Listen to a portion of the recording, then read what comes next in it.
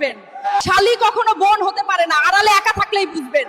স্বামী স্ত্রী যে বয়ফ্রেন্ড গার্লফ্রেন্ড উত্তম হয় না, সংসার ভাঙলেই বুঝবেন। ঠিক কথা। আপনার মা বাবার মতো আপন কেউ হয় না, মা বাবা হারালে তবেই বুঝবেন।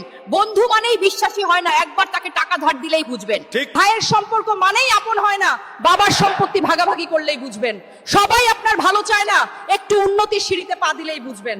টাকা থাকলেই সুখ কেনা যায় না, হাসপাতালের বেডে শুয়ে থাকলেই বুঝবেন। আত্মীয় মানেই শুভাকাঙ্ক্ষী হয় না, বিপদে পড়ে সাহায্য চাইলেই বুঝবেন।